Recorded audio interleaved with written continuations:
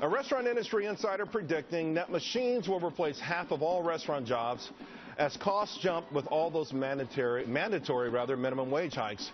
Emily Sussman is not buying it, but Lisa Booth says she believes it.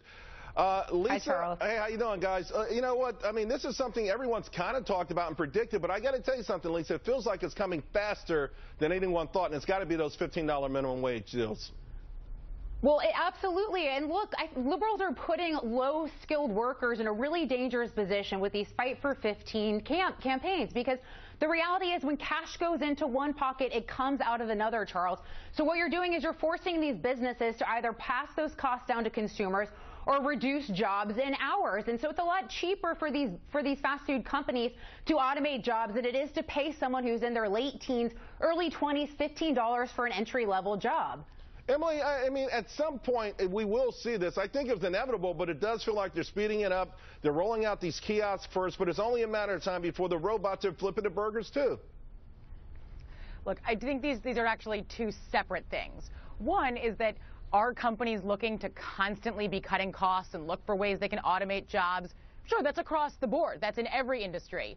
I mean, there have been CEOs that have said just recently they really don't, CEOs of fast food companies, saying they really do not see moving in a serious direction in terms of food service because their waiters and their waitresses are their best sellers. You know, think about if you go into a restaurant, do you want to be typing it into an iPad? Like, it just really isn't feasible that it's moving in that direction. Although, you know, I got to tell you, Emily, Wendy's just a week ago reported their earnings, and they said, listen, we are moving rapidly towards some sort of way to offset this high cost. I mean, look, if you've ever looked at the earnings of a restaurant business, and a lot of them are publicly traded, it's amazing how little money they actually make. They have costs, they have labor, they have food. It is not a big money-making business, and this crushes them.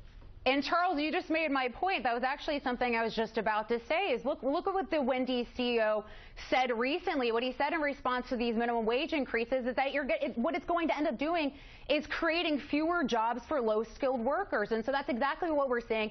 And when you're increasing these costs, you're making these individuals pay $15 for these low-skilled workers, of course they're going to turn to automation. And look what's happening in Seattle with the $15 minimum wage increase. What we've seen from the American Enterprise Institute is a study that shows a loss of 1,000 jobs in the restaurant industry since that $15 minimum wage increase took effect. You know, Emily, so and actually, to put that in proper perspective, that 1,000 jobs lost in a single month was the worst since March of 2009, the throes of the Great Recession. Go ahead. But yes, I mean, let's look at Seattle. Since this has gone into effect, the restaurant industry has actually increased. It's increased in San Francisco. Even though some of these are going locality by locality to increasing minimum wage. But when we look across the board, we did a study where we looked at a number of cities who have had 26 wage increases in total over the last couple of years.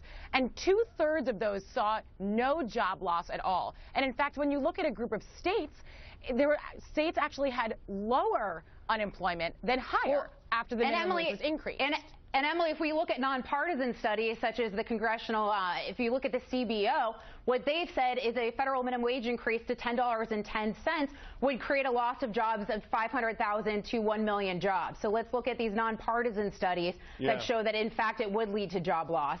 And ladies, I think also we probably need to look at these we look at these places like Seattle that have a lot of businesses, but when we look under the hood more specifically to poor people, low-income people, I think you're going to see some devastating impacts there, and I think we've already seen it. But we'll see what happens, and I think soon it will be a robot taking your order. Thanks a lot. You were fantastic. Appreciate it. Thank you, Charles.